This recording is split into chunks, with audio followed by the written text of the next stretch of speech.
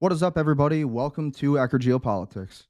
Yes, the Strait of Hormuz is blockaded, but it's having no effect because allegedly a Chinese ship went right through, and despite all warnings against them. And so, yes, the U.S. Strait of Hormuz blockade fully implemented while signaling diplomatic off-ramp for Iran. So this is the big news of the day. This is the big news story for April 15th, 2026. If you're tuning in, be sure to like, share, comment, subscribe, support the information, support the news. I would appreciate it. And at the same time, be sure to support the information, right? We're being censored on all fronts. And so before we even get into the news, let me show you this clip. This has been getting censored on YouTube. And honestly, we should be getting way more views on it, right? So take a listen to this, and then we're going to get into the news. Again, this is all about Lebanon and how they've been taking out all of the, basically, even Apple Maps is wiping them from the maps, literally. So let's listen to this after I put the sound on. Listen to this. This is crazy.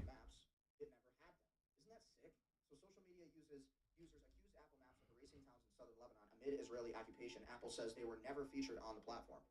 Apple Yeah. Lebanese city and towns from their maps showing the entire world how Israel hasn't just taken over the U.S. government, but they've also compromised the CEOs of every major U.S. corporation as well, leading to a lot of this. So let's listen to what Ryan Matta had to say. He moved to El Salvador, but I've been loving his content, his analysis. Tweet from Ethan Levins.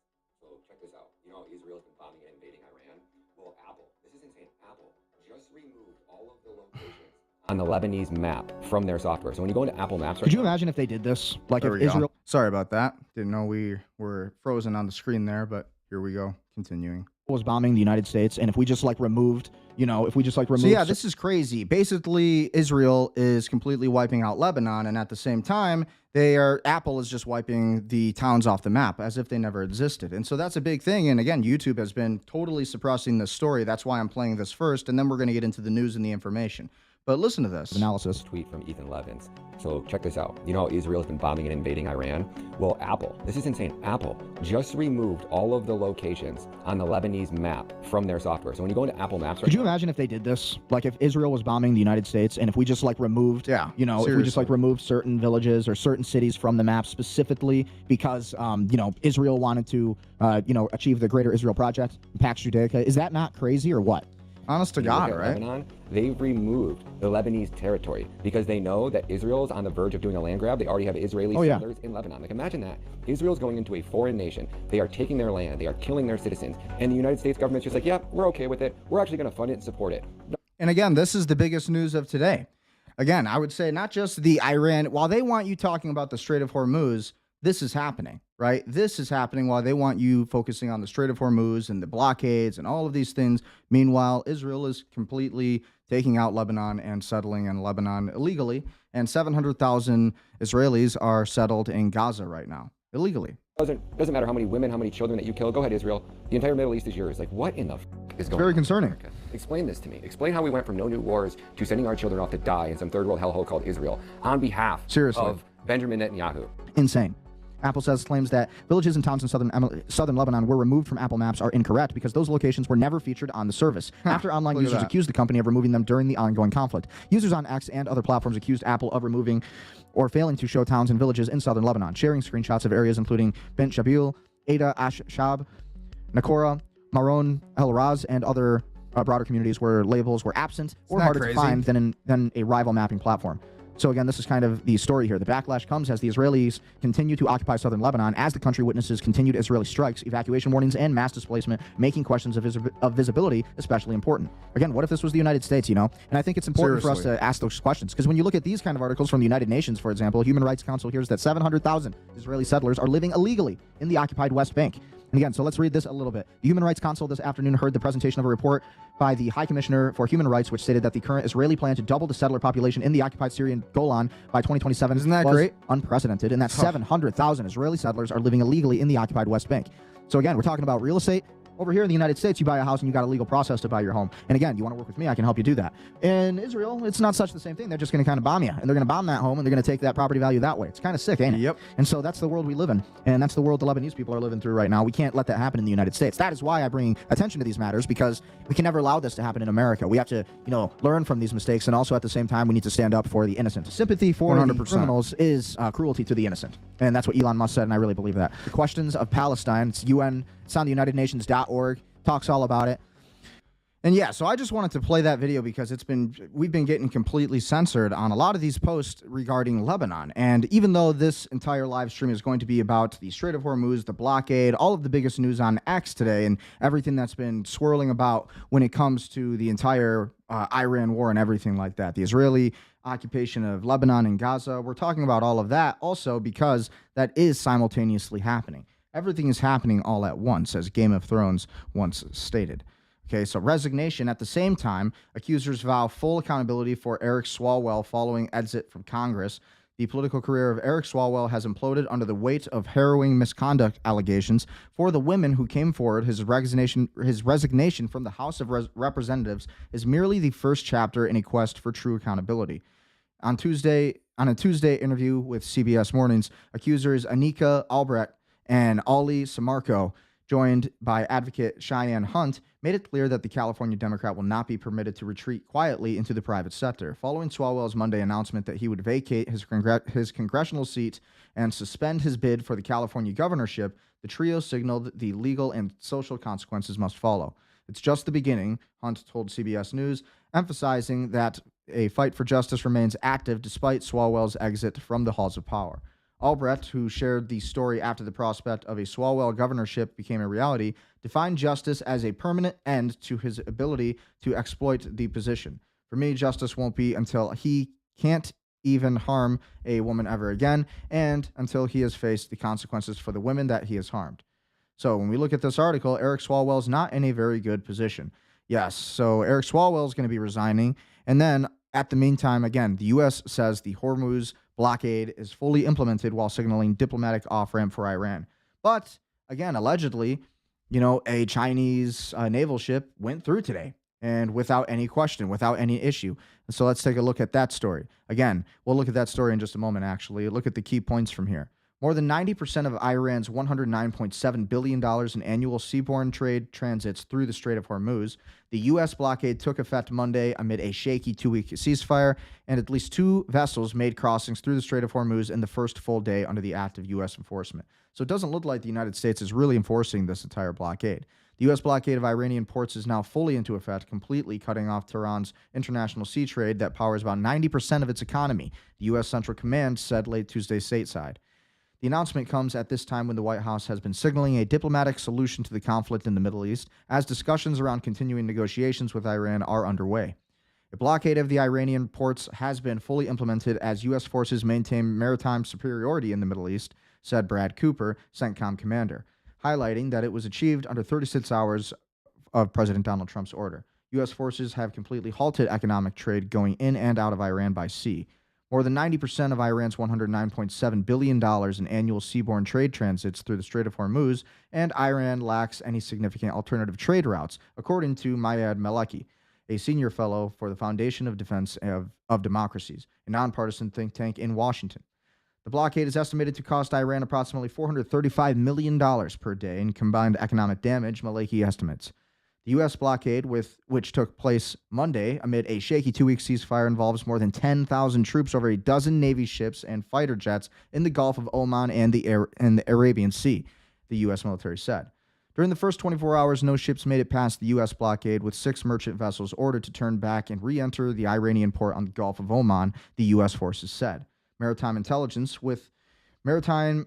firm Windward identified at least 2 vessels that made their journey through the Strait of Hormuz in the first full day under the active U.S. enforcement, including U.S.-sanctioned Chinese-owned tanker Rich Starry that exited the Gulf on Tuesday.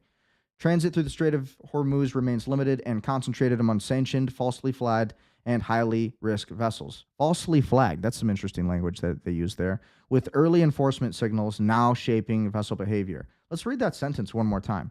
Transit through the strait remains limited and concentrated among sanctioned, falsely flagged, and high-risk vessels, with early enforcement signals now shaping vessel behavior, Windward analysts said in the latest report.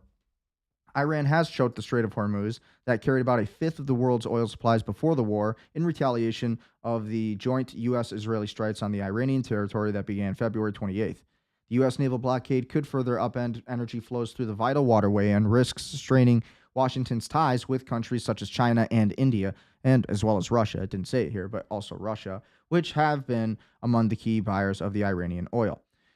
China on Tuesday called the U.S. blockade of Iranian ports of the Strait of Hormuz a dangerous and irresponsible act that will only further inflame the tensions in the region. The International Monetary Fund on Tuesday cut its global growth forecast to 3.1% for 2026, down from 3.3% in its January projection, while warning that the world was drifting toward an adverse scenario where oil prices could stay around $100 per barrel.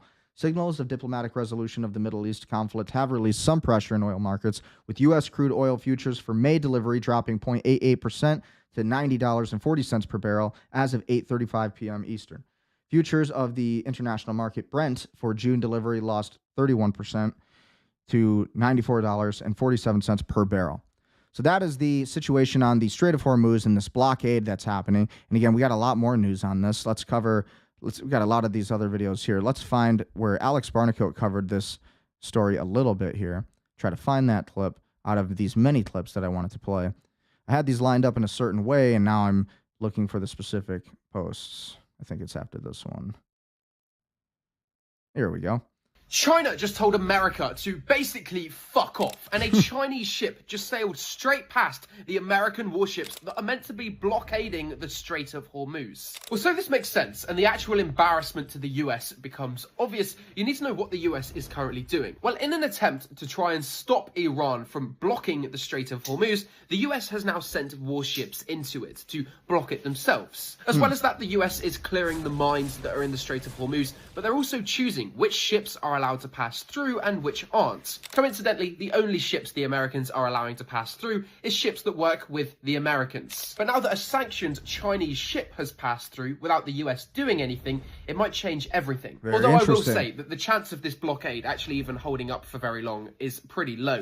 Polymarket predicts there's just a 61% chance that this American blockade will last until even the end of this month. Sounds about right. The reason for that, though, is because now that this Chinese ship has sailed straight through the blockade, all of the other countries are going to follow suit. Specifically today, a Chinese oil tanker passed through the straits. This oil tanker was actually sanctioned by the Americans, and they told China that if it sails through the straits and past their blockading warships, they will hijack it. The only problem is China didn't listen to the US's threats, and it decided to sail through and see what happens. Well, the US, rather than hijacking the ship as they said they would, decided not to, and they let it sail straight through. And not only is this a big embarrassment to the US, because it shows that their threats don't mean much, but it's also likely that other countries, which are also sanctioned, won't listen either, because this war is not going to help the United States. It's not looking good, right? it suggests that the US doesn't want to hijack anyone's ship. And so it's likely the Strait of Hormuz is going to reopen because the American blockade now is going to fall to pieces. As other countries see,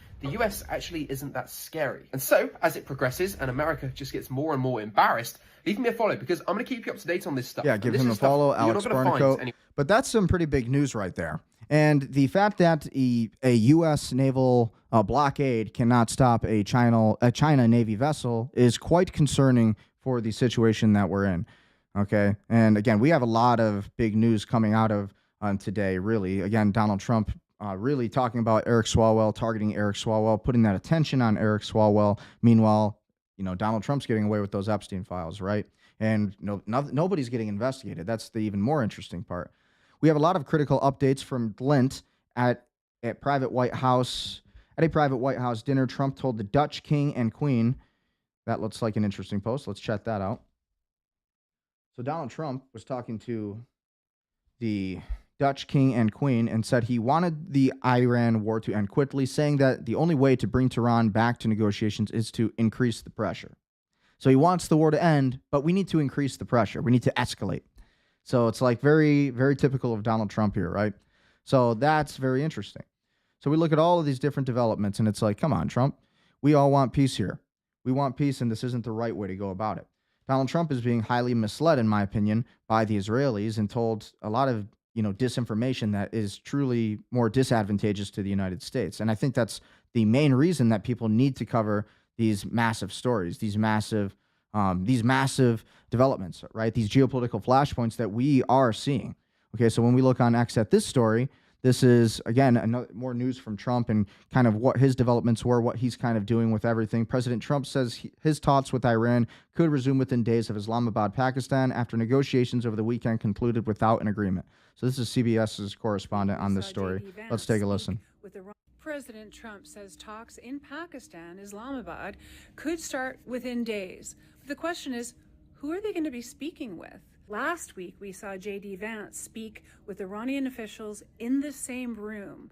Now, that is an historic first since 1979, the year of the revolution that established this repressive regime. First day of the war, the supreme leader, Ayatollah So they want JD Vance to negotiate this entire Iran war. Really because they want to save face. The Republican Party wants to save face. They want, obviously, JD Vance to be their man, their winner. If it's not JD Vance, it's going to be Marco Rubio most likely. And so their thinking here is that if we can have JD Vance, put up this impression that we're putting up peace talks with Iran, then that'll be great. Vance will be the candidate that can ride against Trump and say, oh, no, I fought against Trump. I didn't want the war. And so that's really the objective, in my opinion, of what they're really doing with Vance and what the entire the long-term gestalt, the entire plan is. Was killed. And his son, this is Khamenei. They had killed him. Was named successor. He's the supreme leader. That's his son. But his son is nowhere to be seen. We don't know if he's disfigured or lost limbs or is rehabilitating in the holy city of Qom. What we do know is the gentlemen that were in the room are messianic believers of this repressive Islamic regime. And they so that's all propaganda. Heavy-handed and brutalistic in their tactics. That's Israel. Many of them are veterans of the Iran-Iraq War. Many of them have been a key part of the Iranian Revolutionary Guard and by extension the Al-Quds Force. And one of them even is considered guilty of a bombing in Buenos Aires. Propaganda. So they've outsourced terrorism and they're brutal with their people. What's Israel doing? What about Israel? So you want to tell me about Iran and how bad Iran is, but why am I seeing Israel completely wiping out Lebanon? And we're going to watch a lot of videos today that are so shocking to the conscience that I'm going to have to give some of you guys warnings on what you're about to see. We're about to go through about 4 videos tonight where we cover what the Israelis are doing right now in Lebanon and Gaza. And it's brutal. It's brutal. And it's nothing like I'm not seeing this happening in Iran. To me, this looks like CIA propaganda. This is the PSYOP. Make you believe that Iran is the real threat when in the background, it's always been Israel. This is leadership that will fight to the death and revere martyrdom to sacrifice their lives for a cause. These are not diplomats that are looking for a political solution. Rather, their belief system is messianic. One could say apocalyptic.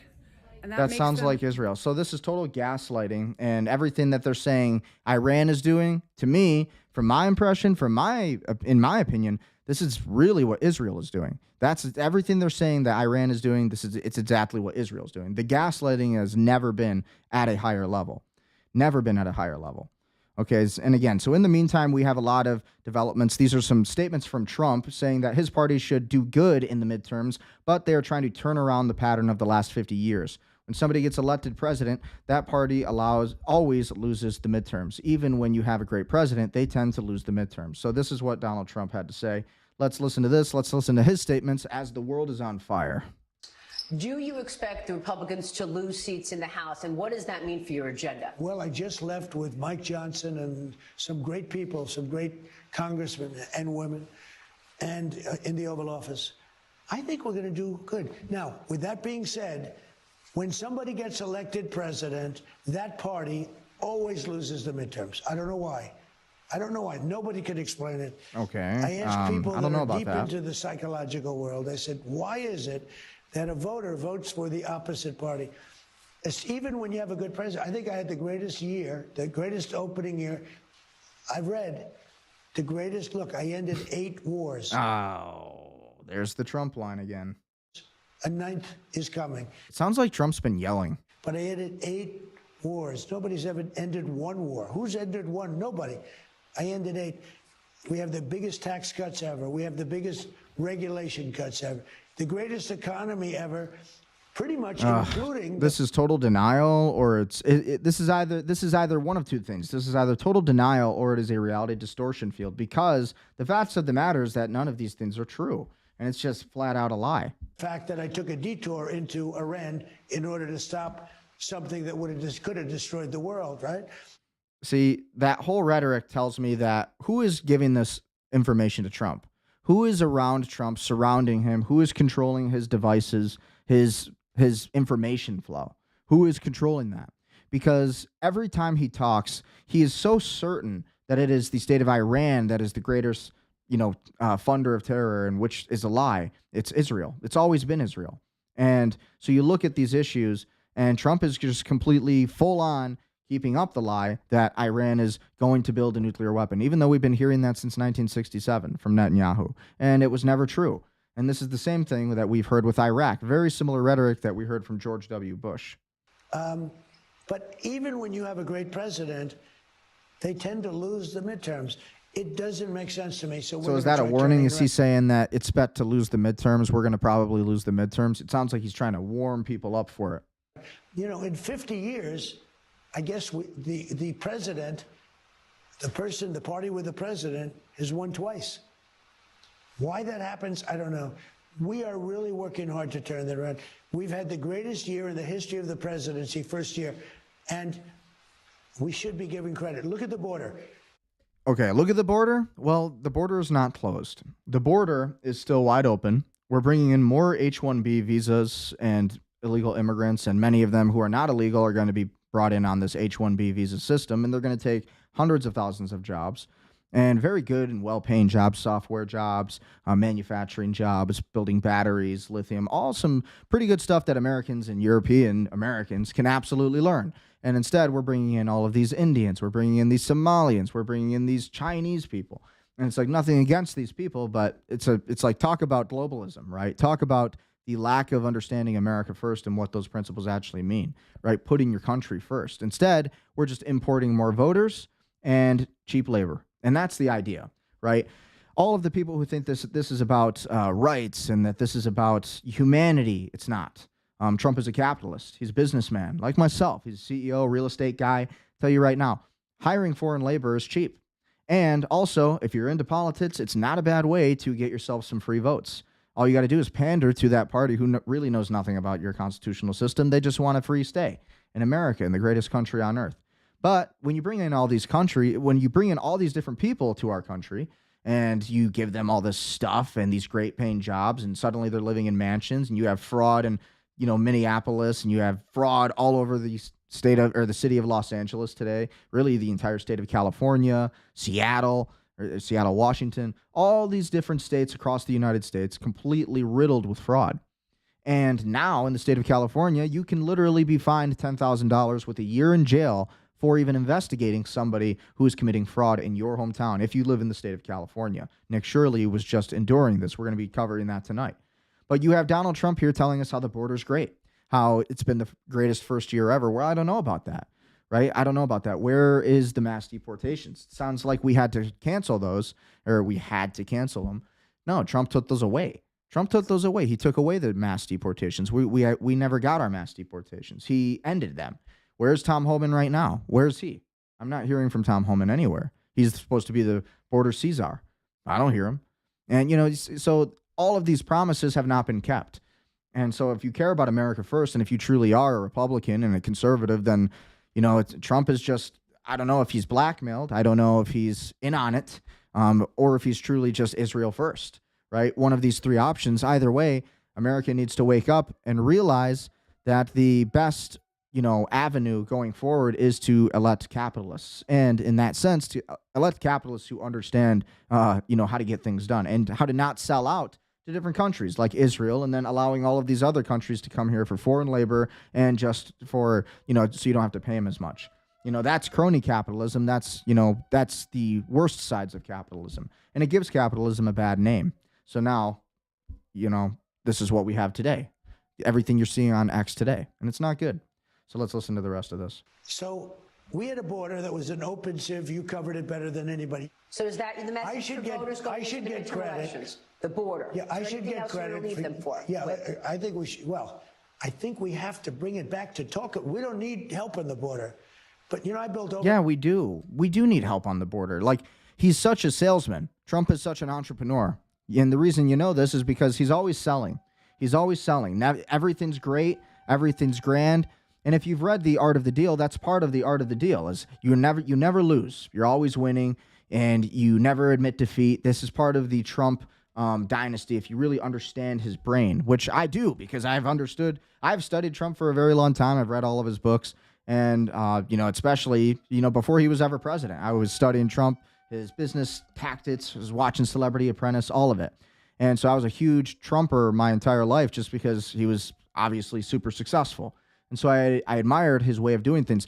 But now as president, we see that, maybe somebody can be too much of a businessman, right? Somebody can be too much of a capitalist, meaning that they end up abusing that capitalistic system, right? Like Trump coin, where he made like $7 million in a day, right? And I think this recently happened this week. We're going to look at another video tonight where we cover this by another creator who's been covering that. 1,000 miles of wall.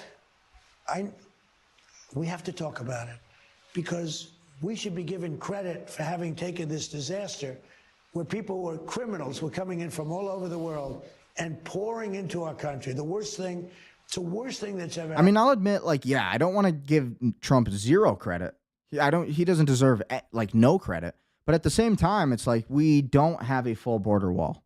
And we do still have hundreds of thousands of immigrants coming in. Literally what I think is 250,000 Chinese, something around 200,000 Indians. I don't know if that's still a thing. We'll have to look into that. But last time I checked, that's still in effect.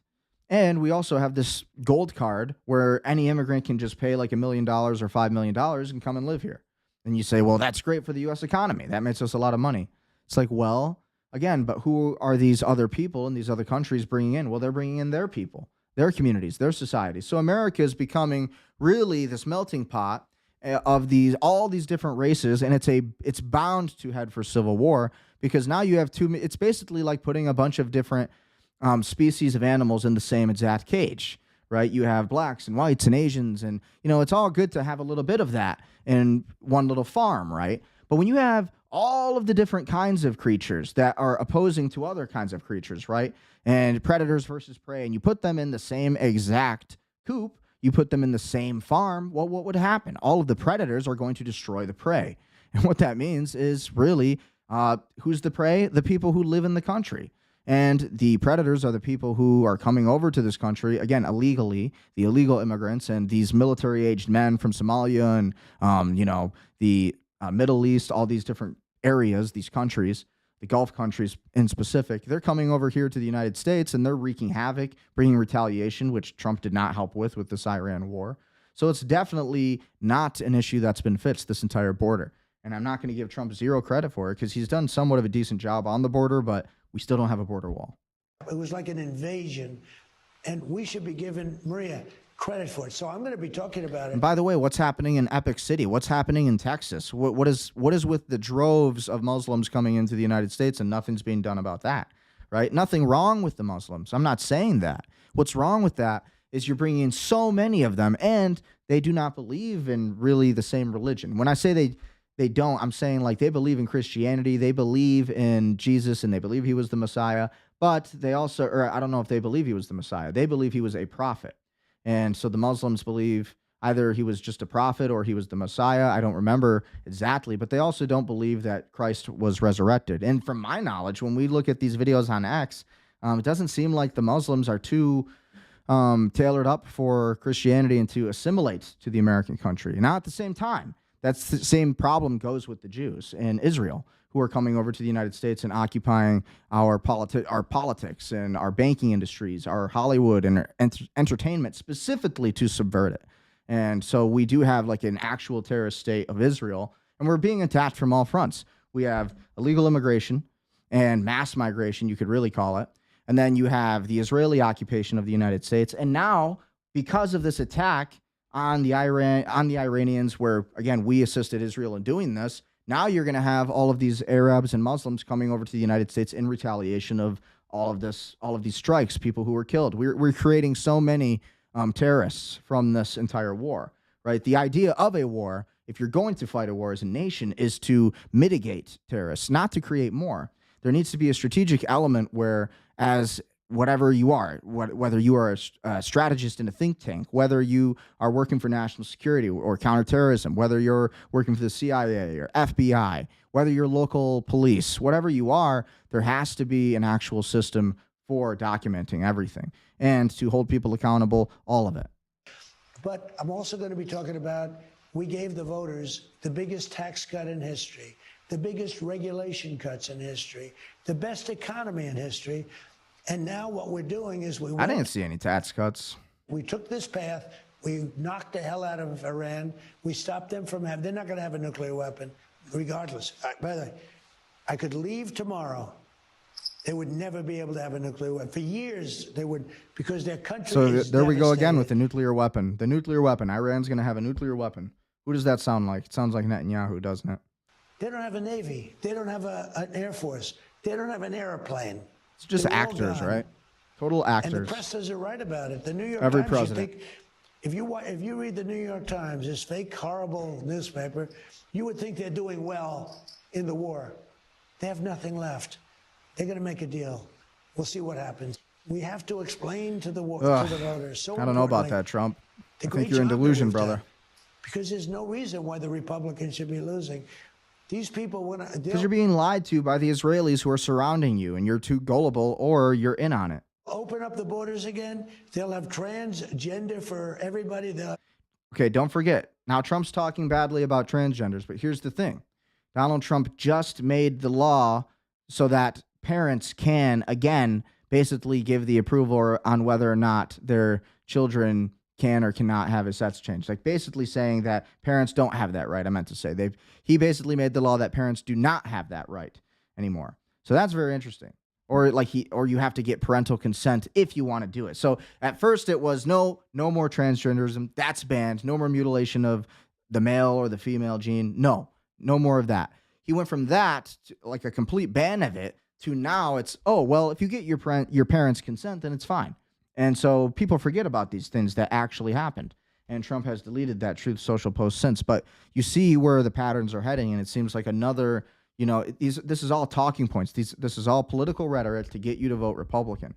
Men and women's sports. And again, I, as a Republican, my whole life, it's like, hey, listen, I'm not voting, Republican when I'm not getting what I want out of it.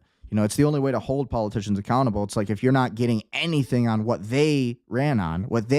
Trump ran on mass deportations, bringing jobs back to the United States, putting America first, above all else, putting America first, and he has absolutely failed to do that. And anybody who's denying that is not consuming the right information. You're not getting the right news. You're not getting the right analysis. So that's why I invite you to subscribe to this channel. They'll end no tax on tips. No tax on overtime. No tax on Social Security for our seniors. They'll end it all. And if people hear that, I don't... Okay, so again, we're talking about the seniors, but it's like, what about my generation, right? I'm 27 years old. It's like, well, the younger generation isn't winning at all, actually, Trump. So again, here's another statement from Trump on Jerome Powell. He's saying he might fire Jerome Powell. So this was another highlight from today's little interview. That I would have done for $25 million, that's going to cost maybe $4 billion. Don't you think we have to find out what happened there? We have other jobs like that, like the railroad in California, where it's, 25 times more than it was originally going to cost. And I think they're going to end up abandoning it. Okay, that's Gavin Newsom, or as I call him, Gavin Newscomb, who's so bad. Yeah, that's true. But that's the one. Everybody's a scum, though. It's the Republicans and the Democrats. It's Gavin Newscomb, and it's Donald Trump. It's like everybody's a scammer in D.C. This is the game. Republican, Democrat, they're all on the same team. Israel's team. But I think the Federal Reserve building is just as bad. And so whether it's incompetence, corruption, or both, I think you have to find out. I really do. I think you have to find out. So you're not going to drop the probe? No, I'm not playing. I have to find out. And he said he's not leaving if, Well, then I'll have to fire him, okay? If he's not leaving on time, I've held back firing. How many times have you said that, Trump? How many times have you said that you're going to fire Jerome Powell? You're not going to do it. And did you know that the Federal Reserve, his position, the chairman of the Federal Reserve, cannot even be fired? Did you know that? I bet you didn't. Yeah, the Federal Reserve chairman, which is Jerome Powell, the man you see on the screen right now, they can't even get fired. They can't even legally get fired.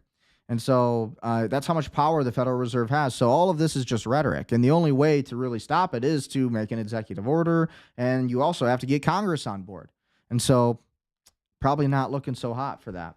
But Trump's tried, I will admit. Trump's put in some kind of effort for it. But, you know, when you're serving Israel first, it's not going to help in Congress. I had to fire him. With people but I hate backing to be you on it. Controversial, you know? I want to be uncontroversial. But and you think Kevin Warsh could get confirmed? You think Tom Tillis is going to give you a vote? Well, we're going to have to find out. He might not, but that's why Tom Tillis is no longer a senator. Yeah, so I don't know about that, Trump. I don't know, man. I don't know. What do you guys think? Leave a comment on your thoughts. Turn around and prepare to be boarded. CENTCOM audio of the U.S. ships on patrol in the Gulf of Oman. If you do not comply with this blockade, we will use force. To Iran, if that is your next Check this out. call. The U.S. has announced a formal blockade of Iranian ports and coastal areas. This is illegal action. All vessels are advised to immediately return to port if leaving and discontinue transit to Iran if that is your next port of call. Do not attempt to breach the blockade. Vessels will be boarded for interdiction and seizure, transiting to or from an Iranian port. Turn around and prepare to be boarded. If you do not comply with this blockade, we will use force.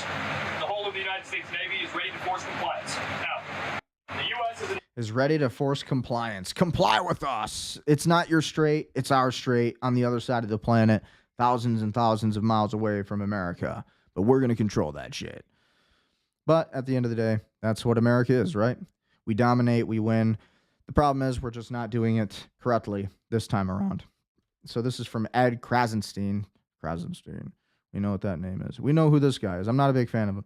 Breaking: Catholic U.S. Congressman Ted Leo just released a torching statement about Trump and Vance mocking Jesus and demands an apology.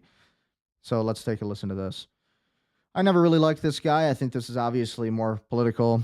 These are all Democrats coming out and playing the innocent card, acting like they're all great. And it's like, no, you Democrats really have never helped with anything. Democrats made everything worse for many, many years. But they should be holding Trump accountable. And I liked this video for sure. So let's listen. What is Trump focused on? Attack. We call on Republicans and Donald Trump to focus on the cost of living emergency and to stop doing stupid stuff like attacking the Pope.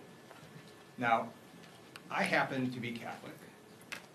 I chose to get baptized in college. Awesome. Turns out when you do that, Never knew that. you have to take a whole I never liked series- this guy, but I'm starting to see some things I actually like about these people. But again, who knows, right? Are they even telling the truth? Probably not. of courses on They the never Bible. are. And it's very clear that when you look at the Bible, there's a lot of themes, but two of them are that you do not have false idols, and second, you do not mock God. And Nice. so Exodus 20, Nice. 3-5 shows that, says, you shall have no other gods before me. You shall not make for yourself an image in the form of anything in heaven above, or on the earth beneath, or in the waters below. In addition to attacking the Pope, Donald Trump posted an image of himself like Jesus. He should not be making a false idol of himself. No one should be worshiping Donald Trump. He needs to apologize for that deeply offensive He'll post. never apologize. And then you got JD Vance. Why would he going around, apologize? It's Trump. who just He's a warlord. lies like water. So he just lies all the time. And so when asked about Donald Trump's Jesus post, JD Vance says, oh, that was a joke. Well, this is what the Bible says about that. Galatians 6:7 says, do not be deceived. God cannot be mocked. A man reaps what he sows. So Donald Trump is going to reap what he sows. And again, Trump needs to apologize for his deeply offensive image that is very offensive to many I give this guy Christian credit. values. I mean, honestly, this guy's always been a never Trumper, and he's always been a hardline Democrat, super liberal. But at the same time, I still appreciate anybody who's, saying what needs to be said for the Catholic faith, because it is true. And, it is idolatry. And Trump has gotten a little unhinged. And it doesn't make our country look good or the president look good, So we need to hold him accountable as the civilians, as Americans. That's a very important thing. Nothing to see here, just Israel blowing up civilian homes in Nada, a centuries-old village in South Lebanon. Another historic piece of Lebanon wiped out before the eyes of the world. Pure terror, pure destruction, and yet no global outrage, no condemnation, no accountability. So what if this was your village? I keep saying this. What if this was your hometown? What if that was your hometown, right? You look at these kind of videos and you think, what if this was my house? What if these were my neighbors? What if I played in that area, right? What if I grew up there? What if, it was my mother's or father's farm or whatever? This is the land you grew up in. You knew your entire life, and you grew up with people. You were taught, you went to school here, everything in your life. You played sports here, no matter what it was. And then this happens. And then at the same time, Apple Maps is removing these villages from the maps as if they never even existed already. They're precursoring this entire genocide, just allowing it to happen. And at the same time, you also have the Israelis who are calling the victims here the terrorists. So imagine, this is your village. This is your village, just imagine. And the Israelis just bombed it. And now they're going to call you the terrorists. And at the same time, Apple's going to remove your hometown from the map of all satellite devices. How evil and sinister, And so this is what America is for, is to liberate the world of this kind of evil. Trump was supposed to liberate the world of this kind of evil. If Trump was truly going to be everything he says he is, then he should have always been the first one to attack Israel. And when I say attack Israel, I don't want to say attack. You changed my words there.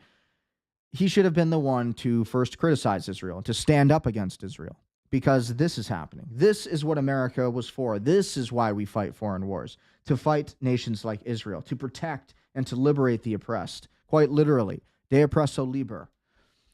And so that used to mean something. But now it just means just let everybody push you around and take foreign money and foreign donors' aid, and while these other countries just completely rape us as a nation. It's just disgusting. These people are traitors, and we need to hold them accountable. Scott Bessent is once again threatening Chinese banks over Iran. 2 Chinese banks received letters from the United States Treasury. If we can prove that there is Iranian money flowing through your accounts, then we are willing to put on secondary sanctions. So let's take a look at this. I don't have an update on the tariffs, but I do have an update on sanctions. Iran used to be the largest state sponsor of terrorism. China was purchasing more than 90% of their oil, which is about 8% of China's energy needs. We believe this blockade in the Straits, there will be a pause of Chinese buying, but I will tell you that 2 Chinese banks received letters from the U.S. Treasury. I'm not going to identify the banks, but we told them that if we can prove that there is Iranian money flowing through your accounts, then we are willing to put on secondary sanctions. See, I like this, though. It's like we could imagine if we applied this kind of pressure and power to the correct nations. And when I say that, I'm talking about Israel specifically. Yes, I know I keep saying it, but there is nothing else to talk about here. Like all these countries that we are oppressing, we are the oppressors now. The United States, we are going to be liberated by somebody else. And that's why if we don't stop this, and if we don't deter this war in a way that is strategically beneficial for the United States, actually, militarily, tactically, if we can't sway this war in our favor, then it is going to make America look not so good on the world stage, and it is going to diminish our power level. And it's like if we were to combat the state of Israel, who are the real oppressors, who are the real funders of terror on the planet, then we as a country would be respected highly. And we would be right back to where we were. We would be respected again. But instead, we just take all sorts of crap from these other nations. And Trump is doing everything that the Democrats did, the Rhino Republicans, everything Trump was attacking them for, he has become that now. Thank you, Caroline. Go ahead, Nick. Just a quick follow-up. So my question is, are you considering any more sanctions relief, Mr. Secretary, for countries that are suffering right now in order to give more oil to your allies? We will not be renewing the general license on Russian oil, and we will not be renewing the general license on Iranian oil. Because again, that was oil that was on the water prior to March 11th. So all that has been used. And so that was Scott Bessent and Caroline Levitt essentially talking about that entire situation. So in the meantime, Lavrov just told President Xi to his face, the world is taking a military turn and Russia and China are the stabilizers for the global majority. Not the U.S., not NATO, not the UN, Moscow and Beijing. This isn't rhetoric. This is a direct declaration that the two largest nuclear powers on Earth are positioning themselves as the alternative to the Western-led order. And they're saying it out loud on camera in Beijing. The global majority they're talking about, the global South.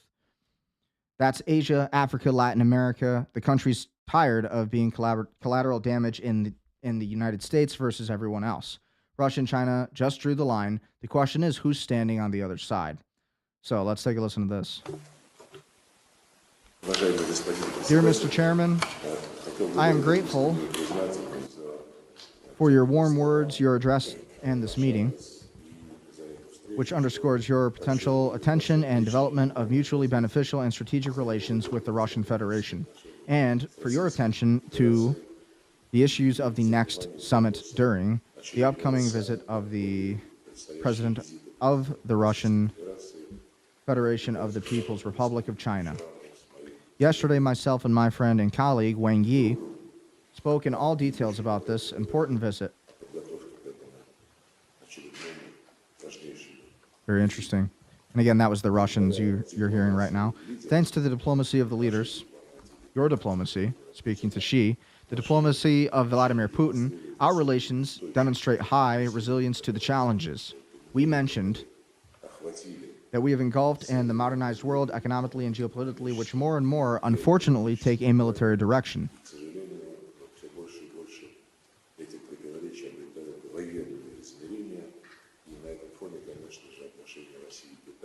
Russia and China against the, what did that say? Let me back it up. Whatever. And international affairs are increasingly gaining the importance of the rest of the world for the global majority, which wants not problems or turbulence, but calm conditions for sustainable economic development. We have had lots of discussion and we'll do what? I guess they stopped the captions there. I don't know what he's saying now. As we continue to discuss regional and international issues today, both in terms of future actions by Russia and China on a bilateral basis and in our terms of our work in the United Nations. Our security in the SCO, BRICS, G20, and Asia Pacific Economic Corporation, APEC. So yesterday we agreed to have very good roadmaps for the future. So again, that is Russia and China, basically a huge moment right there. That was Russia and China essentially linking up against the United States and basically stating that we are the new world leaders. Nobody takes America seriously anymore. The United States is occupied by Israel. The United States has no more sovereignty, and it is now up to China and Russia to take the lead of the entire global order. So now, yes, China and Russia are attacking the global order. So again, Pakistan has sent fighter jets to Saudi Arabia. Look at this.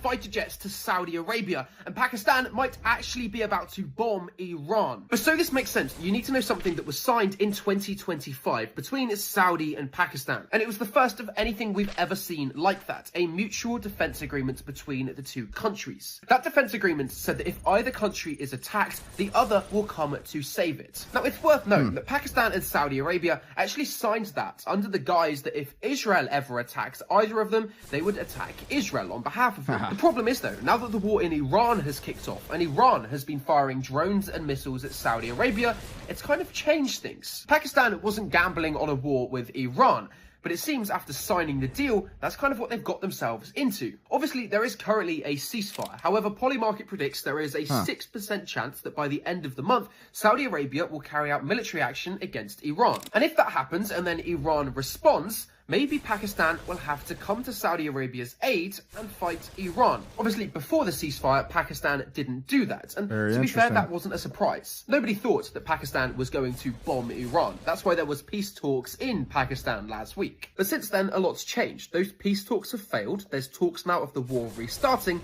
And now Pakistan has sent fighter jets to Saudi Arabia, directly under this mutual defense agreement. And so here, we could be looking at the very start of things, of Pakistan, at the least, considering considering bombing Iran. It's very unlikely. I've got to be honest, I don't think it will happen. I don't think Pakistan would ever join the war against Iran just because Saudi was attacked by a few drones and missiles. But if Saudi did declare war on Iran, and Iran did vice versa, Pakistan would be bound to that agreement with Saudi, and Pakistan would then have to go to war with Iran too. It's hard to explain how big a deal this is. That's why it's a little bit confusing. And World so War I'm going III. to keep you up to date on this, because it looks like the war might be about to restart, and it also looks like if that happens, Pakistan's considering following their defense agreement and also bombing Iran. So leave me informed, because I'm going to keep you up to date on this, because this is really, really big news.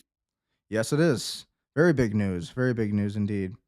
So we continue looking through these stories. Japanese TV just went full raw on live air. Jared Kushner should not be in peace talks. Isn't he a Jew? So let's listen to this. Here are the faces we can expect to see. First, the American side. These are people who have negotiated Special Envoy Witkoff and Jared Kushner, who is Trump's son-in-law. On the other hand, we have Vice President Vance, who is said to have opposed intervention on the Iranian side. We have Gidoff, former commander of the Revolutionary Guard and current Speaker of the Parliament. And regarding these two countries, this might be a very basic question. But if you know, could you please explain this Kushner guy who's on the American delegation?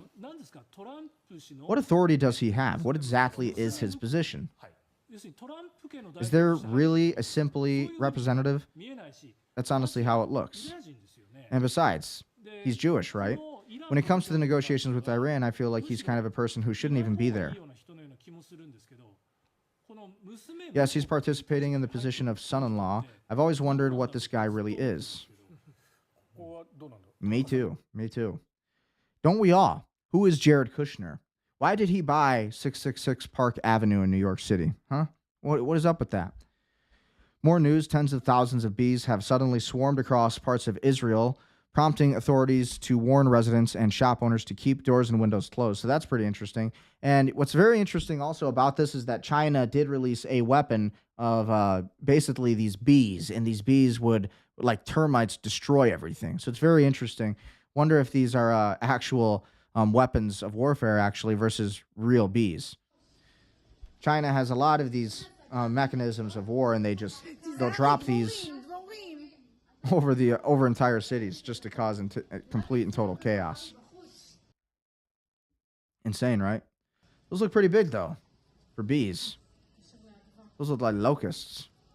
And the locusts are coming. Look at that. That's a sign, I'd say. It's a sign, I'd say. Again, here's some more footage of that. More footage of the bees. Oh, yeah. Yep. More footage of the bees, and they're taking over Israel. So at least that's what Ed says.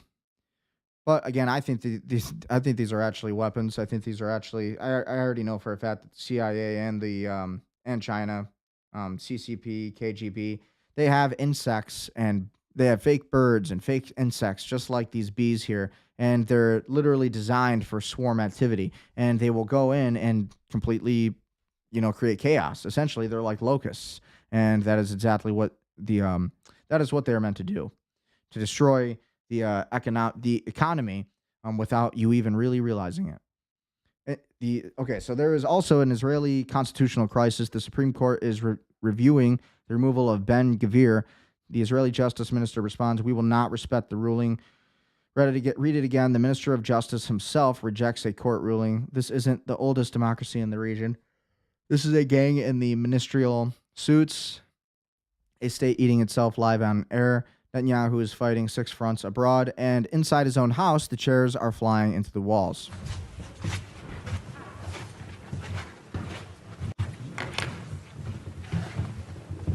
So this is the Israeli Knesset.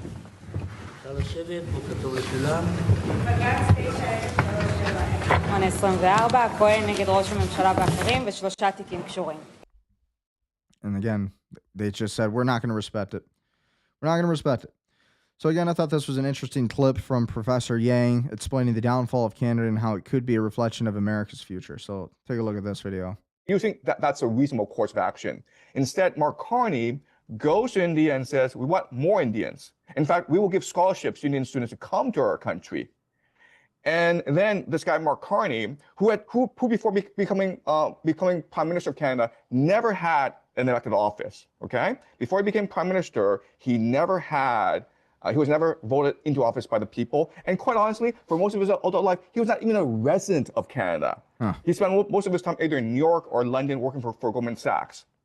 And then the leadership race for the Liberals. This is pretty interesting. And that election, you could argue, was rigged as well. And then when he comes to power, rather than try to win his majority through democracy by letting people vote, he is bribing opposition members to join his party, and now he has a majority. Okay, so clearly Canada is moving towards a more authoritarian system. They've been there for a while. And so this is the damage that baby boomers can do because. But this is all from mass migration also. Like Canada has taken in so many illegal immigrants and mass migration over the past decade. I mean, so they don't really have a fighting chance. And especially by China. China has taken over Canada by a long and very large degree. Because you ask yourself, who is benefiting from all this, from immigration, from sky high property prices, from an increased standard of living? And the answer is baby boomers. Okay, so Canada could be America's future. So I would say pay close attention to what Mark Carney is doing in Canada. Yeah, I think people complain that Donald Trump is a tyrant. Look at what's happening in Canada. I think that's a very fair statement. I think that's absolutely possible that America could become like Canada because Canada has a very large, foreign population. A lot of, again, they have pretty much no rights anymore. And they were a country that had rights and sovereignty and all of it. And now they're basically dominated and owned by China. It's a pretty scary thing. Our neighbors in our backyard. Dan Bilzerian on how having it all makes it all meaningless and having meaning makes everything worthwhile. Vote Bilzerian. Let's defeat the genocidal Jew, Representative Fine. Yeah, I agree with that. So listen to this statement or listen to this video. Watch this video. Love Dan Bilzerian. Huge fan. I'm just happier monogamous. I have more fun going on a couples trip with my girlfriend and some buddies and their girlfriends, and the guys go surf all day and whatever. We hang out at night and and I sleep with my girlfriend and I'm happy, and I wake up and I do the same thing, as opposed to going on a vacation with 14 smoking hot models that are cutting throats to bang me and whatever. It's just, I don't know, like it's fun for 20 minutes. The rest of the time you're hanging out with, 14 girls instead of hanging out with guys that you have stuff in common with. So after living that life for a while, I'm not as happy as when I'm doing things that I enjoy doing. Agreed. So I'm not here to give anybody moral lessons. I'm not going to preach, but that's where I landed, But in real quick, Dan, doesn't that actually make you the perfect poster boy for this entire movement, as backwards as it might sound, right? It 100% does, because I've had every hedonistic pleasure, and so only in having all of that can you tell people with absolute certainty that it's not the answer. And like I said, I'm not going to tell you that fucking a hot girl or driving a Ferrari isn't fun, because it is, but it's just, it's fleeting. So it's like, if you chase things like that, you will not be happy, because I've had all the Ferraris, I've had all the girls, I've done all the shit, and it's, like I said, it's fun. So pleasure seeking is like a drug. You get a dopamine hit from it, but you have to constantly do more to try and get that same feeling, and then eventually you just don't feel it. And so what I'm saying is, when you chase pleasure-seeking stuff, when you chase hedonism, it won't lead you to happiness. That's 100%. That's what I'm telling you, and I'm telling you that from experience. Oh yeah, Dan Bilzerian. Vote Dan Bilzerian for Congress, because he would make a better congressman all day than Randy Fine, who illegally votes for people in Congress, by the way. I don't know if you guys seen that video. Look at this video. Screw it. We'll just look it up. Randy Fine illegally voting. Check this out. Look at this dude. This is Randy Fine. So this is why Donald Trump, this is why Dan Bilzerian is running against this guy. Look at this guy. This is a crime, by the way. It's on camera. It's documented. I mean, come on, cops. Where's all the law enforcement in D.C.? Where's my Washington, D.C. law enforcement? Where's the FBI? Where's my FBI agents, huh? Come on. Where's the CIA at? What's the CIA going to do, right? The CIA is the reason he got elected. Come on, FBI. Stand up. Fight. Do what you got to do. Watch this again. Watch this a few times. Let's just keep watching this. Let's just keep watching. This is Randy Fine. He is in Congress for the United States of America. He is a Jew. Oh, there's one vote he just made for somebody else. Just did another vote for somebody else, and then there's a third and a fourth. 4 votes on camera that he did for somebody else when they weren't even at the podium, weren't even at their seats to vote. This is Randy Fine. This is who Dan Bilzerian, the awful, ever so bad Dan Bilzerian that everybody's got a problem with, this is who he's allegedly, apparently, so much worse than. Is this really the standards we should have for America? Is somebody like Randy Fine just doing this? Is this what you want for the future of America? Is this what we deserve as Americans? I say, fuck no. And I say, any of these politicians not only should be thrown in prison, but they should be made an example of.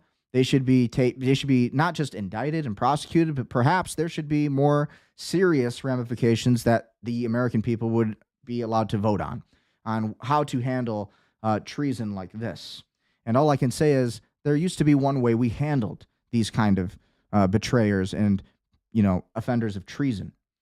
Think about this. This could be the future of America. This is a banana republic. This is a false democracy. This is a false government that must be opposed and resisted at all costs. And anybody who does not oppose or resist this is the enemy. And that goes for anybody who stands for the state of Israel, of whom this man represents. So, what does your conscience tell you? What does your conscience tell you? So as we look into the crypto markets a little bit, we'll do a little update on that, see how everything's going, see what's new in the markets today. Bitcoin is up at 74,670 or 74,663 bucks. And so the entire market itself is looking pretty decent for crypto. And the fear and greed index versus last week and the week before is so much better. We're at 55 now. Okay, we were at 34 for the fear and greed index. And we were actually at, I think we were at 5. We were at like 5. It was like extremely low. And that was right at the beginning of the Iran war. Now, the crypto market's looking pretty good. And we're recovering. All of the markets are looking pretty decent. All of the tokens, again, the biggest tokens, Bitcoin, XRP at $1.39. You have Solana at $84.71. Dogecoin at 9 cents. Hyperliquid at 44 bucks. You have Cardano at 24 cents. So you have all these great assets. Stellar Lumens at 15 cents. So the market's going to go up. I think there's going to be billions and billions and billions, trillions. What am I talking about? It's going to be trillions of dollars that flow into this entire crypto market.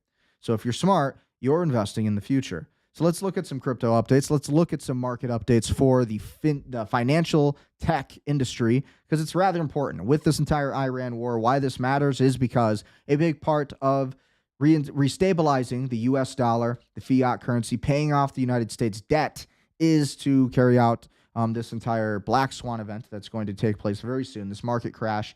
And what's going to come after that is essentially the repricing of gold. And we're going to have all of these things. This is the plan, at least. And Trump, in his own words, is going to write a little crypto check to pay off that $37 trillion of debt. So we'll see if that actually happens. But at the end of the day, we have the Clarity Act in motion. That's moving, and that's going to represent all of these stablecoin markets and cryptocurrency and blockchain. And what that's going to create is a lot of, obviously, millionaires, lots of billionaires, a couple trillionaires. And with that being said, that's basically going to be flowing right back into the fiat currency, right? U.S. Treasury bonds, it's going to be flowing back into the stock market, into tax-free muni bonds, all of these forms of fiat currency. And again, saving the United States dollar. So that is the plan of cryptocurrency in itself. So here's the news on crypto. That's why we're covering it. But this is from Nick O'Neill. Trump family to extract $1.5 billion from crypto project following the new policy change. World Liberty 5 removed the entire team page from the website, including the entire Trump family. Their largest investor called it a personal ATM. They threatened to sue him, and the token crashed to all-time lows. Woo. Now they have the gall to create a new proposal which offers to burn 10% of the insider tokens in exchange for a clear path to sell the other 90%. sounds like a sacrifice until you realize they couldn't sell any of the tokens anyways. Yeah. For signing this new agreement, investors get a slightly improved unlock schedule, which includes legal agreements that almost certainly waive their rights to sue anybody over any of this. If you don't opt in, your tokens are locked indefinitely. No other options. Take the deal or hold the bag forever. Crazy. Insiders don't need a single retail vote for this proposal to pass either, which means that this is effectively just a notice. To add insult to injury, the Trump family entity already took $412 million in the initial token sale. Wow. They got paid on family entity, already took $412 million in the initial One more token time. sale. To injury, the Trump family entity already took $412 million in the initial token sale. They got paid on the way in, and now Trump's family is poised to take an additional $1.5 billion on the way out. They drained the pool, scrubbed the team page, and now they're asking the people they already extracted money from to sign away their legal rights in exchange for getting their own tokens back. Yikes. Yeah, so that's what we're dealing with right now. That is the entire cryptocurrency market. But there's also the Clarity Act, and there are positive developments at the same time. We already covered that story at the beginning of the stream, covered this story. So I wanted to cover a little bit more on the crypto industry. Some good news on the crypto side. America is about to lose crypto to the world. Senator Cramer just sounded the alarm. Pass the Clarity Act now, and I think this is going to pass. Every day without clarity, another crypto company leaves America. Another innovation built elsewhere, another $1 trillion offshore. This isn't just about Bitcoin anymore. It's about who controls the future of finance. China building the crypto infrastructure, Europe creating frameworks, offshore exchanges exploding while America debates. Senator Cramer just said what everybody knows. The clock is running out. So I don't really agree with this tweet because, listen, at the end of the day, the United States is, at this current time, the leader of the entire markets and the entire planet. That we do still have the reserve currency, and whether or not other countries like that, it's going to be used for the foreseeable future. And all of that's going to happen. I don't see the market completely dying to where you're going to see no innovation in crypto at all. They're going to need it. It's really a matter of time. It's going to happen after this entire Clarity Act. And that Clarity Act is what all of this comes down to. So this is what we've been waiting for years. Really, you can thank the XRP army and the Ripple community, because if it wasn't for them taking on the SEC, there would be no Clarity Act movement right now. None of that would have happened. And you probably would have had a pretty shaky crypto market. And essentially, you would have been stuck really trying to own Bitcoin when you would have never owned enough to become wealthy. Right, because Bitcoin would have went to zero. Now with the Clarity Act, now this is establishing a real framework for regulatory clarity, legislation, and for Congress to have some kind of oversight. We need U.S. guardrails, the type of guardrails that clearly delineate between commodities and securities, that clearly delineate between traditional banking and non-traditional banking. The rules of the road have to be clarified for the security of, by the way, of our financial institutions. That they're not unimportant in this debate, obviously.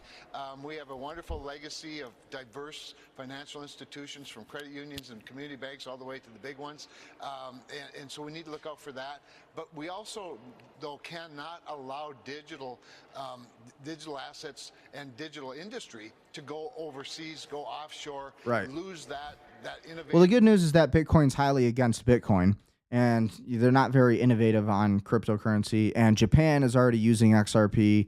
A lot of different countries are using XRP. El Salvador is using Bitcoin, and it's under U.S., kind of the U.S.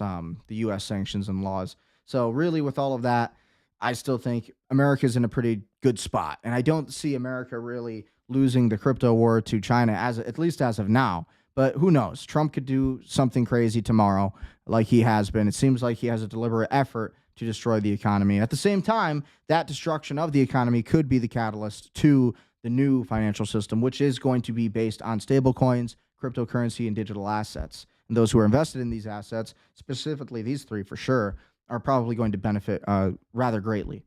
Try to tell people that for years. I've been a crypto holder since 2016.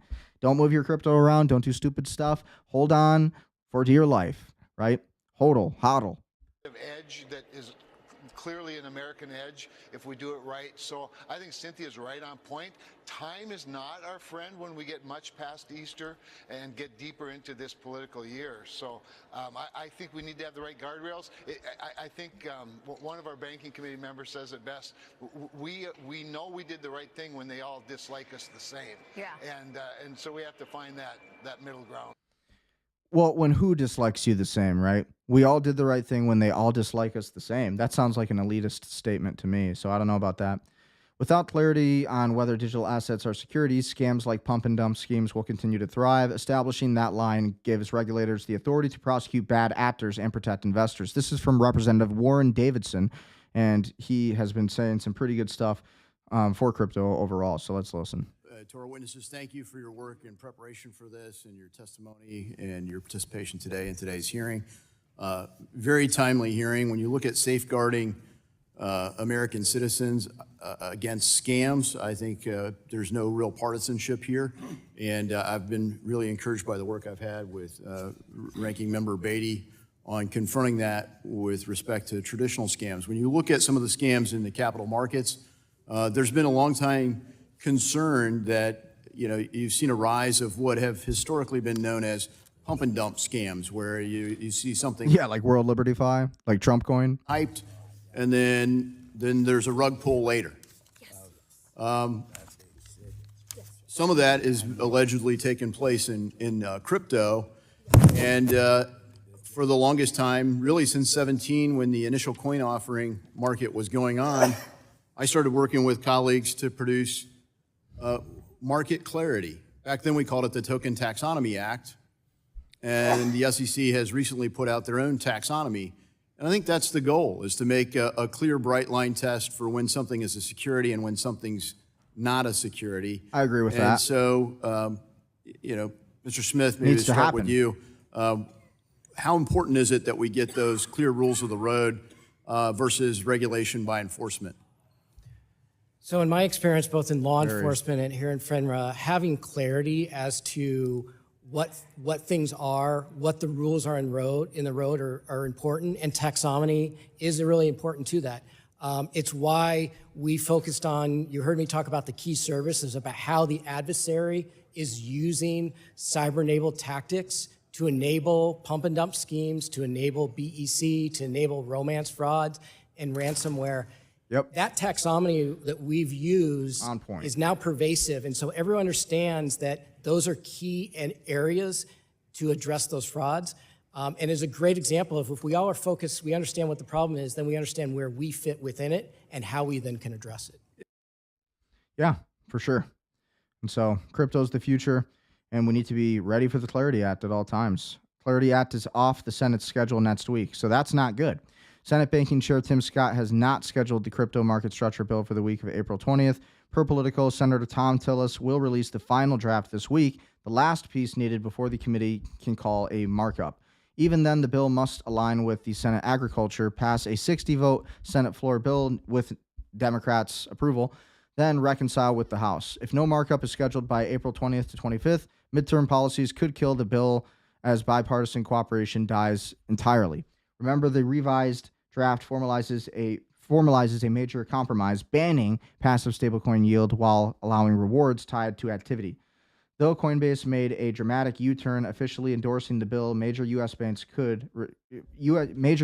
remain opposed. In the end, one Democrat defection on ethics language, one banking lobby pushback on yield, or one committee scheduling delay, and the bill dies. And so, I don't know. We'll see what happens, right? Chairman Scott announced his committee schedule for the week of April 20th. So we'll see what happens. It's either going to pass or it's going to be grass. And it's just going to be walked on all over. And it's going to be in the dust until 2027. And that's honestly what's going to happen. So the Honorable Kevin Warsh to be a member of and chairman of the Board of Governors of the Federal Reserve System.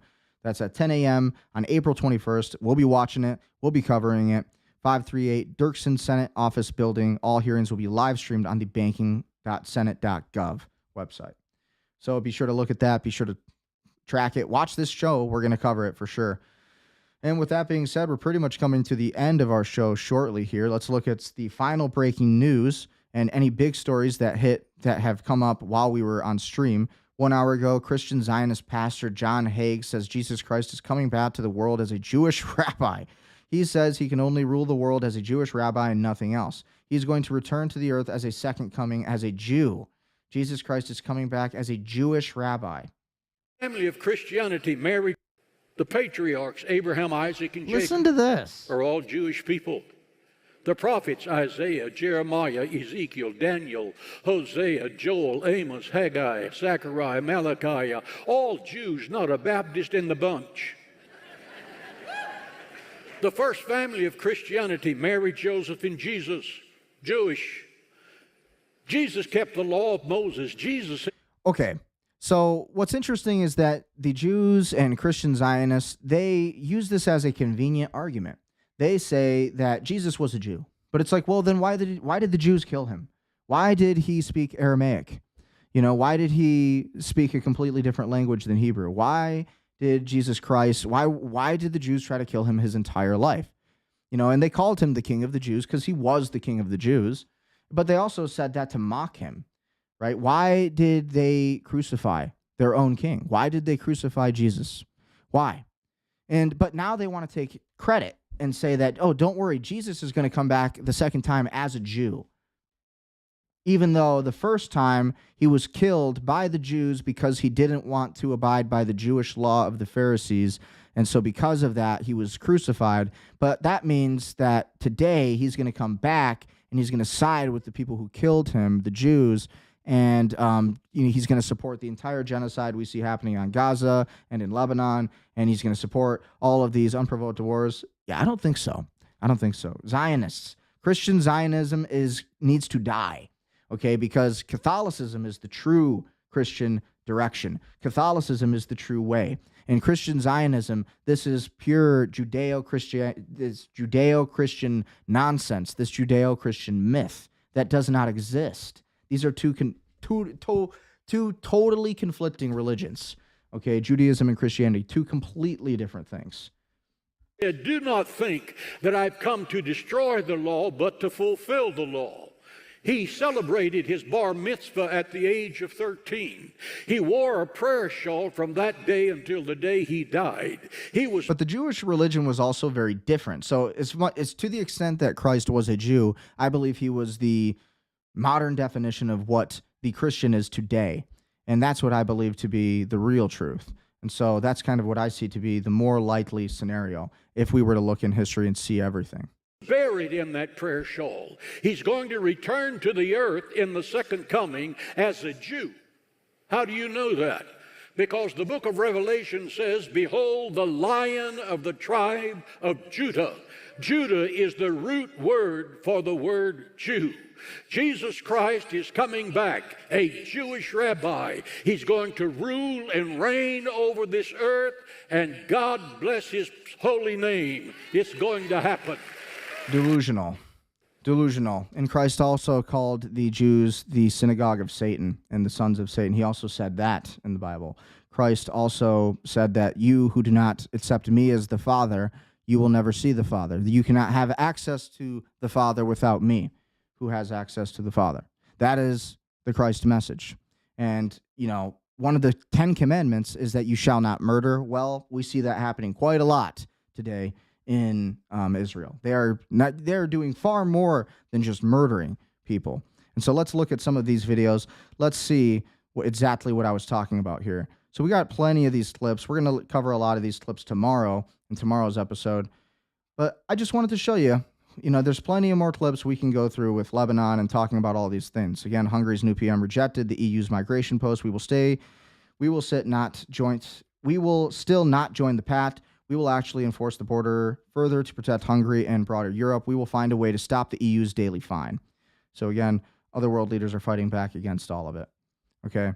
But you look at all of this happening, and you look at all of these things going on. Okay? And really where we're at today. What this really means. Look at the violence Palestinians say they face from Israel. We can now add sexual... So as you listen to this, remember what that Christian Zionist just said. Just remember that. And now watch this video. To the types of violence whose side would Jesus choose?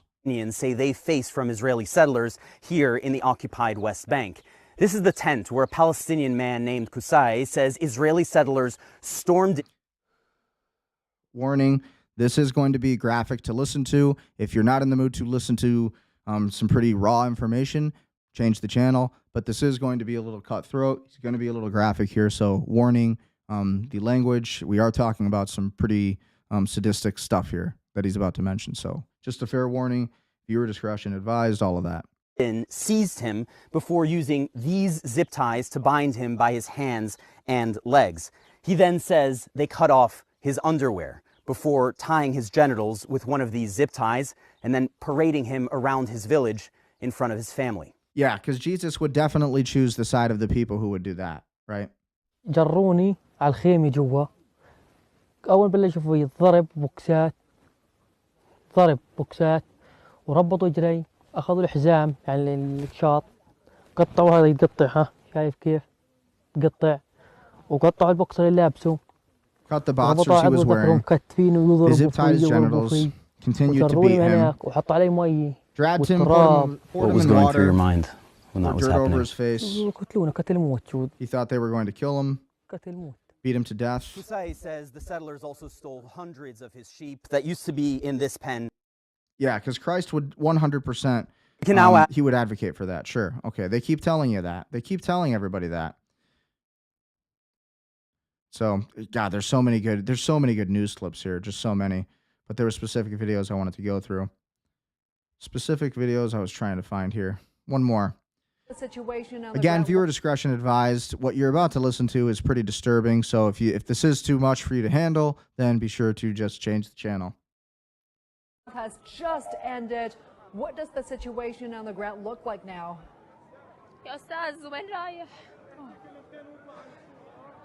Well, I am standing in Shuhada al-Aqsa Hospital, which is located in Deir al-Balah in southern Gaza, and this is where basically the Israeli military asked Gazans to evacuate. And what we are witnessing right now is whole families, children, women arriving to the hospitals. The Israeli warplanes attacked, airstriked a home that belonged to Abu Jbara family located in Deir al-Balah in southern Gaza. We saw whole families. I myself saw children, at least 10 children under the age of 5 with their heads cut off, their bodies. If you can see around me, we can still see the ambulances. Tragic. This is so evil. Shuhada al-Aqsa Hospital, mostly women, mostly children. I mean, this is undescribable. This is like a massacre. The number that was published from the... Yeah, it's a total massacre. It's a total massacre by the Israeli people on the people of Gaza, the Palestinians, and now the Lebanese people. Palestinian Health Ministry is that the death toll here in Gaza is up to 2,215 Palestinians, but me standing right here in the hospital, I can clearly tell you that the number is going up every hour. It's hell.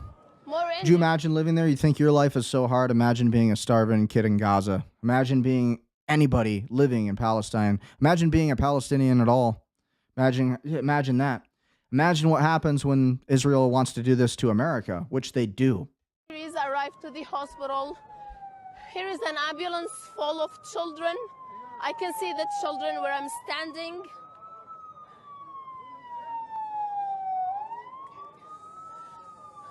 The situation is undescribable.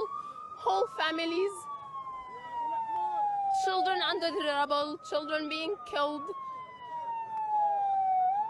And again, it's not Iranians doing this. It's Israelis doing this. I've never witnessed anything like that. I've been covering escalations on Gaza for years now.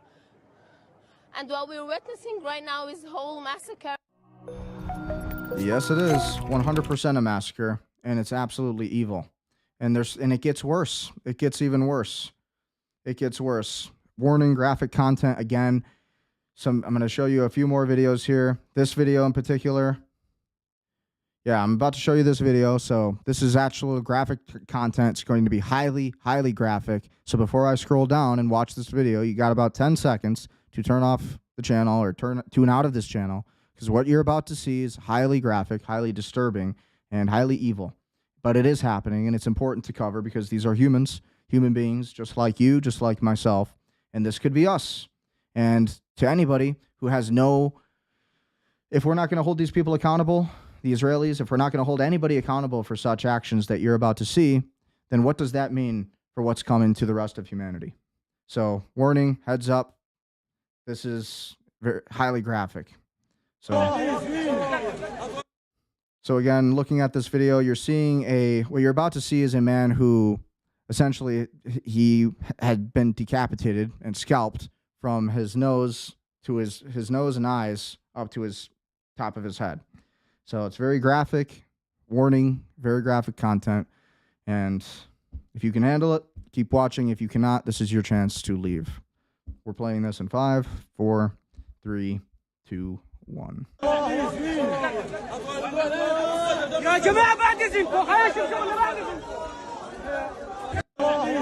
So evil. This is what they are doing to people. That's a grown man. That's an adult father. That's all we'll show of it. We won't get too gruesome with that. But again, this goes on and on and on. These videos go on and on and on Twitter X. And here we're supposed to be told how the Iranian people are the true funders of terror. Here's the Israelis again. This is a settler pointing his gun at Palestinians. IDF used tear gas to expel them. So much for the Holy Land, right? It's so easy for these Israelis to bomb a bunch of innocent people. But what happens, it's like, they want to step to America. They did this on 9/11 to the United States, and they get a real kick out of doing this to innocent people. But as soon as they are actually attacked by a real armed force, they have no chance because these are total cowards. Total cowards, the Israelis. They can only attack a defenseless sheep. They can only attack those who cannot defend themselves. Total cowards. They can only attack children, babies, old people. It's all these people are capable of. Stealing land. It's like taking candy from a baby for them. That's what it's like. They want the easy prey, the easy target, and they think they can just do whatever they want, but it's not going to last. Nobody's going to side with Israel when they watch these kind of videos, nor should they. This is totally evil, and I hope the Israeli people are completely humbled by the Iranian forces. And honestly, I hope Trump comes to his senses. I hope the future of America stands completely against this country. If we cared anything at all about the sovereignty and sanctity of the United States of America and our power as a country, then we should be fighting against the Israeli people today. That should be the war. They are our enemy. It is the state of Israel. This is the greatest national security threat in the United States to date, not Iran. And it never was Iran. They never did have a nuclear weapon. They were enriching a nuclear weapon because Israel was bombing them over and over and over again for the reasons of the Greater Israel Project. Libya, Syria, Saudi Arabia.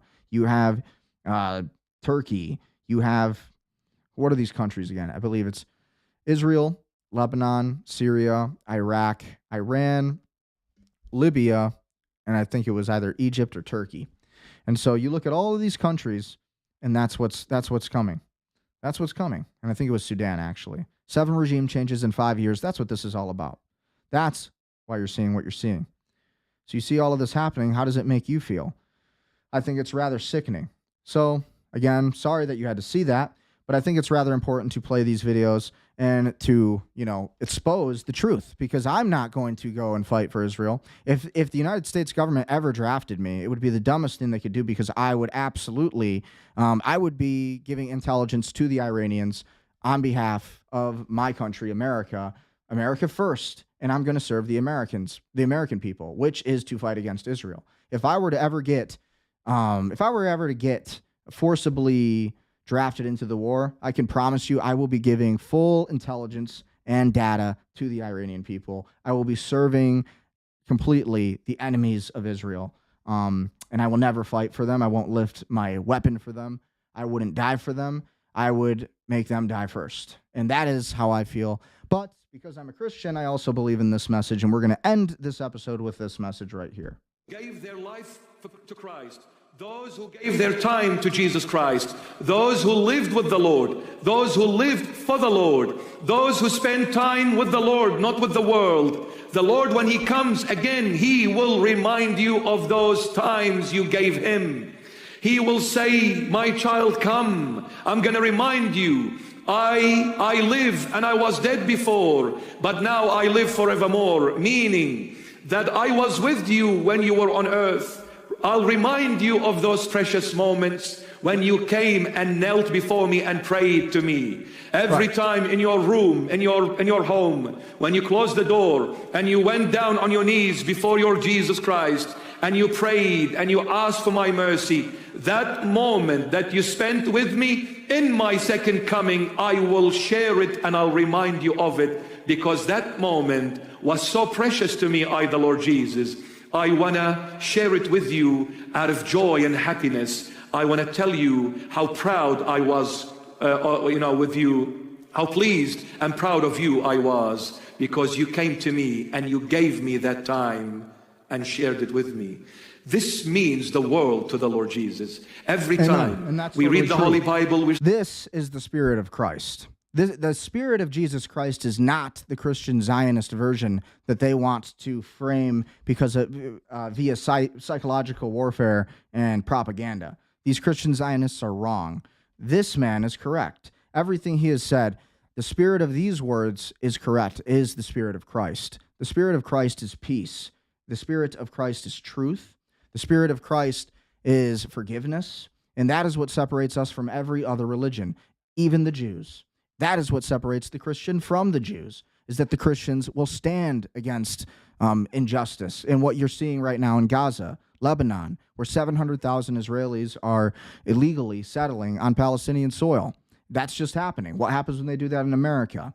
Okay, we got 350 million Americans here. What happens? Maybe you won't even notice it, right?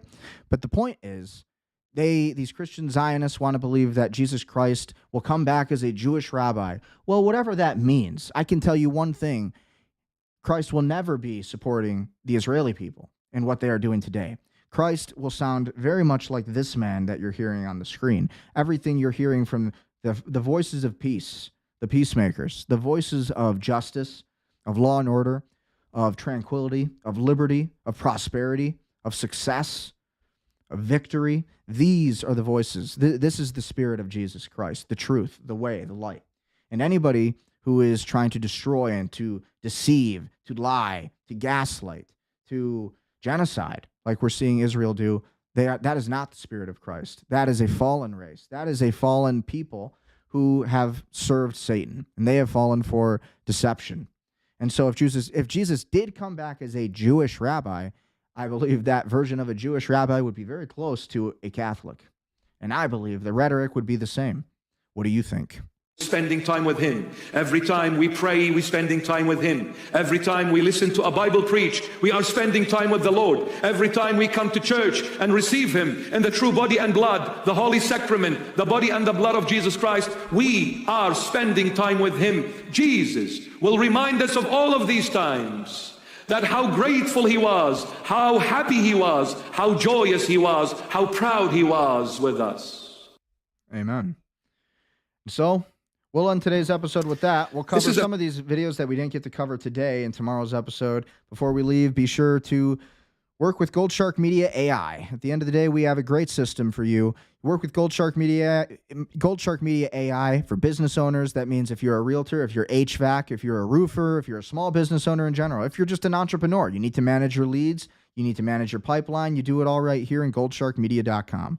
Work with me, Brendan Ecker. Really, you don't need to work with me. You just sign up for the software. You just go right away. You just start working on it. It's amazing. Everything's all there for you. You don't even have to get on a sales call with me if you don't want to, right?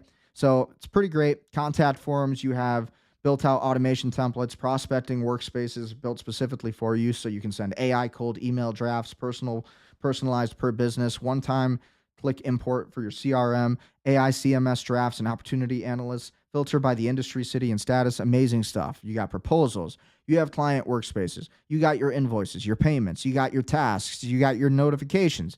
You have communications, so you can talk to people. You talk to your team. Social publisher, you want to schedule some social media content? It's all here. You want to sync up your Instagram, your LinkedIn, your X, your TikTok, your YouTube channel, your Google business profile, your Facebook. Put it all right here. Content planner, you just make all your posts right here. Create post. Look at that. It's all there. Put your link, your image URL, all that stuff. We're optimizing this. It'll be better very soon.